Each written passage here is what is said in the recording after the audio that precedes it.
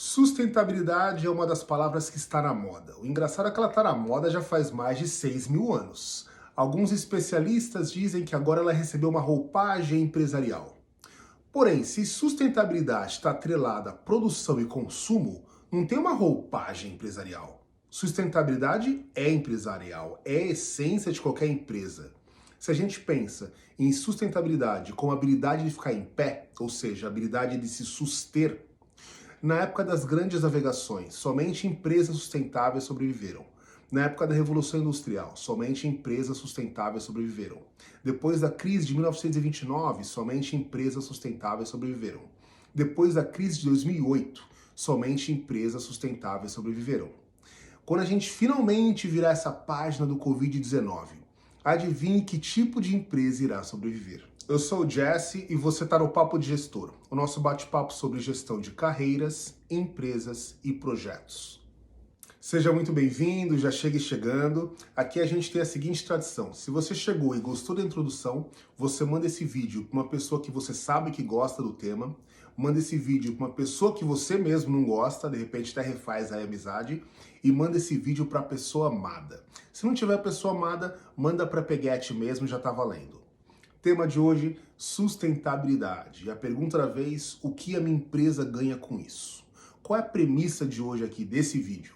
O ponto aqui é, sustentabilidade sempre foi, sempre é e sempre será tratado sem mimimi. Sustentabilidade é abundância. Aqui na Gerva Academy a gente trabalha com processos de melhorias para empresas. Sustentabilidade hoje é sem dúvida o melhor critério quando você pensa em gestão empresarial. Então, sem delongas, vamos para o tema. Na introdução eu mencionei 6.000 anos. Isso porque para os criacionistas, para as pessoas que acreditam que Deus criou o mundo como os judeus, os cristãos e os muçulmanos pregam, isso teria acontecido há aproximadamente 6.000 anos. E uma das primeiras ordens de Deus para o homem é cultive o jardim. Isso necessariamente é um ato sustentável. Para as pessoas que são agnósticas ou os ateus, a sustentabilidade começa quando o homem cultiva um jardim, porque no momento que ele cultiva o jardim, ele entende que ele só tem como tirar aquilo que ele colocou. Oficialmente, sustentabilidade nasce da cabeça, a palavra sustentabilidade nasce da cabeça de um engenheiro alemão que entendeu que uma floresta, mais uma vez a ideia de cultivo, a floresta só tem como entregar o que ela recebe, existe um limite de quanto você consegue extrair de uma floresta. De um jeito ou de outro, sustentabilidade tem a ver com a lógica de produção e consumo. Essa é a primeira fase da ideia de sustentabilidade. A segunda fase da ideia de sustentabilidade vem quando a gente percebe que outros jogadores da cadeia de produção também precisam ganhar. A expressão para esses outros jogadores é stakeholders. A gente já falou sobre isso em outro vídeo. A gente percebe que então as relações começam a ficar um pouco mais justas da empresa para o Estado, da empresa para o fornecedor, da empresa para os trabalhadores, e com essas relações um pouco mais justas nasce então direito público, nasce direito comercial, nasce direito trabalhista e nasce direito do consumidor. O terceiro capítulo desse conceito de sustentabilidade nasce na industrialização. A industrialização permitiu que as pessoas vivessem melhor porque a medicina evoluiu. A industrialização permitiu que as pessoas comessem mais e comessem melhor e mais pessoas comessem porque a industrialização permitiu isso. É óbvio que está longe de estar perfeito, mas mais pessoas foram beneficiadas com isso. Isso esvaziou a pauta da esquerda. Isso porque a esquerda estava muito atrelada a esse discurso de viver melhor e viver mais. A indústria permitiu isso. Com esse esvaziamento da pauta da esquerda, a esquerda acabou sequestrando o conceito de sustentabilidade, em especial no S de social, que era o forte deles. Com isso, as pessoas passaram a associar esquerda à sustentabilidade, quando elas deveriam associar sustentabilidade ao capitalismo. E por que é importante a gente quebrar esse elo entre sustentabilidade e esquerda? Isso porque no Brasil, em especial no Brasil, um país tão dividido hoje em relação à política, as pessoas atacam a sustentabilidade porque elas estão atacando a esquerda, porque a esquerda sequestrou essa pauta.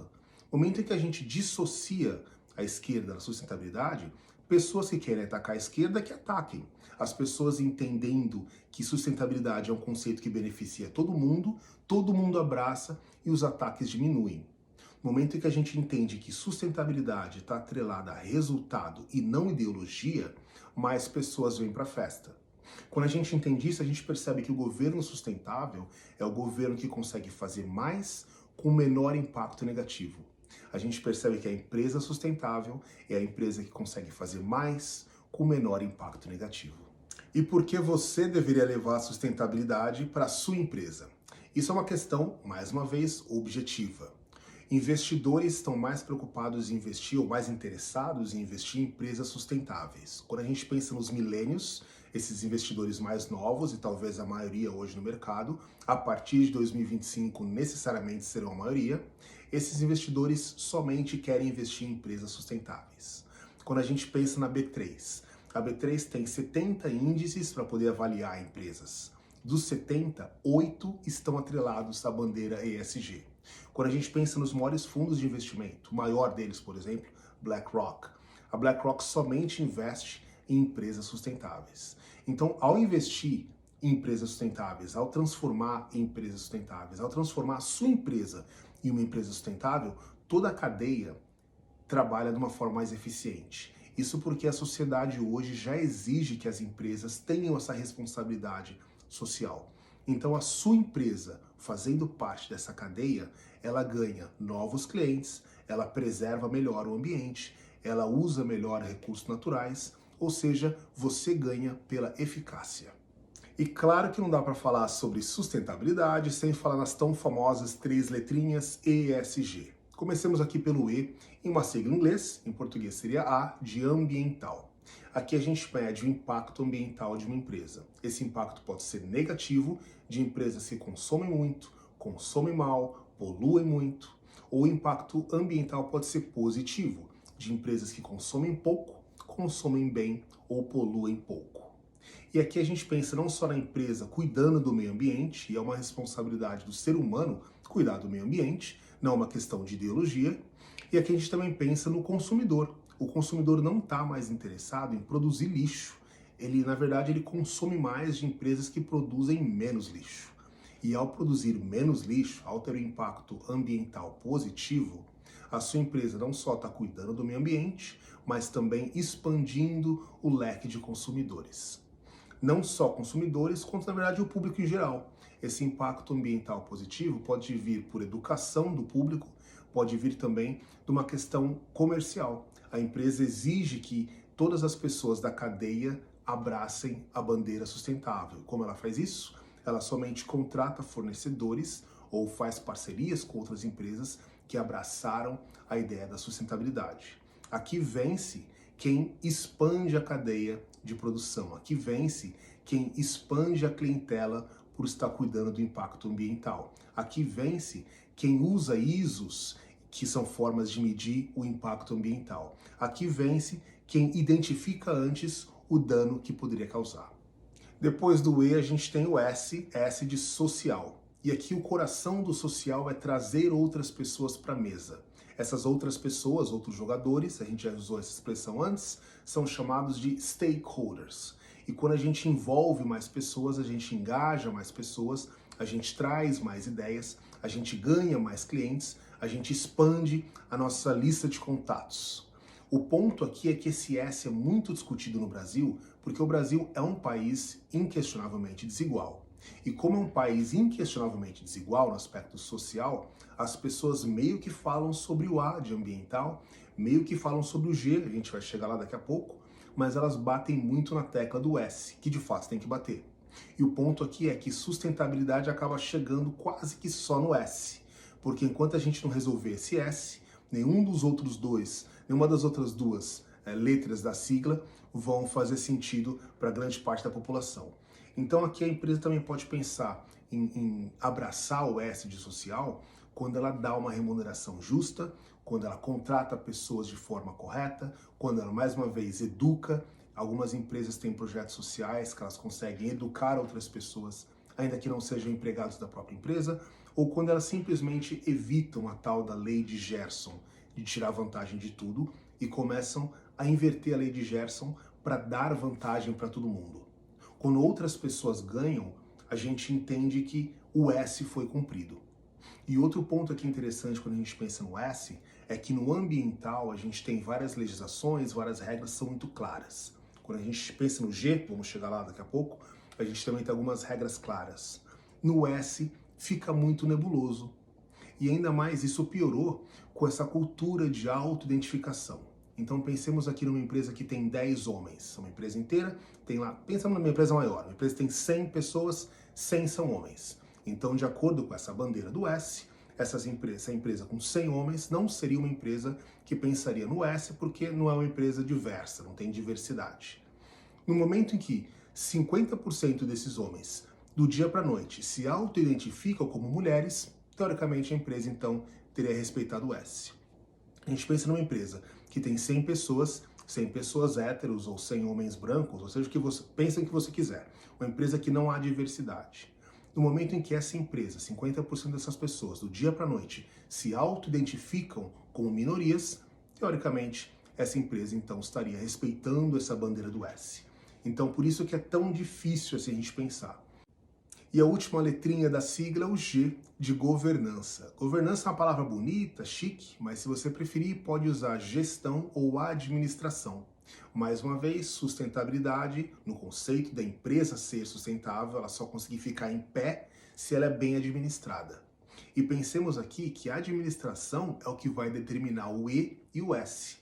A administração que determina o impacto ambiental, a administração que pensa em estratégias sociais. Sem administração não tem empresa.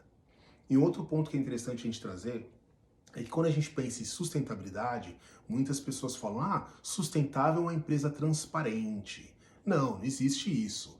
Toda empresa tem dados sigilosos que têm que ser mantidos sigilosos, do contrário a empresa pode quebrar. A palavra não é transparência, a palavra é coerência. A sociedade hoje exige que a empresa seja coerente com o que ela fala. Ela fala uma coisa e tem que fazer a mesma coisa. É coerência e não transparência. E um outro ponto interessante é que a sociedade exige hoje comprometimento. Então, uma vez que a gente está entendendo já que esses conceitos de ambientais, de justiça, social e tudo mais fazem parte de um pacote que é necessário para a sociedade evoluir junto, uma empresa não pode simplesmente se dissociar de tudo isso e querer operar sozinha. Ela vai operar sozinha, mas vai operar sem cliente e cedo ou tarde ela quebra. E uma das perguntas que sempre vem à tona é: e como é que eu vou medir isso? Como é que eu vou conseguir medir a minha sustentabilidade? Como é que eu vou pensar em medir o meu impacto social? Como é que eu vou medir o meu impacto ambiental? Como é que eu vou medir a minha governança? E aqui a resposta é depende. Depende do que você quer medir. Existem várias letrinhas, vários critérios, várias formas de você medir o seu impacto ambiental, formas de você medir o seu impacto social, formas de você medir a sua governança.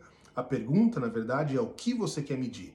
Entendendo o que você quer medir, você escolhe um desses conceitos, escolhe uma dessas medidas e vai conseguir comparar a sua empresa no seu ramo de atividade com outras empresas do mesmo ramo de atividade. E finalmente chegamos na pergunta que você está se fazendo desde o começo. Como que você individualmente ganha com sustentabilidade?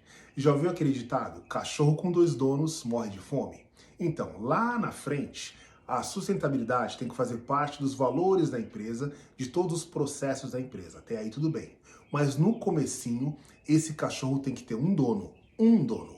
Alguém que traz esse conceito de sustentabilidade para a empresa. Alguém que coleta dados. Alguém que coloca esses dados na planilha. Alguém que pensa numa forma de usar esses dados. E adivinha quem é esse alguém? Você. E a outra pergunta é: o que acontece com uma pessoa que traz do nada uma grande oportunidade para a empresa? Ela geralmente é promovida. E a minha última pergunta para você é: quais são as oportunidades que sustentabilidade abrirão para a sua empresa? Agora que você já entendeu que dá para ajudar e ganhar no ambiental, dá para ajudar e ganhar no social e dá para ajudar e ganhar na ideia de administração eficaz. Sustentabilidade é abundância, sustentabilidade é administração eficaz. Reflita, pense, penere, aplique e envolva-se. Esse foi o Papo de Gestor de hoje com o tema sustentabilidade. Faz sentido para você? Então vá lá e faça como se sua vida dependesse disso, porque na verdade depende mesmo. Forte abraço!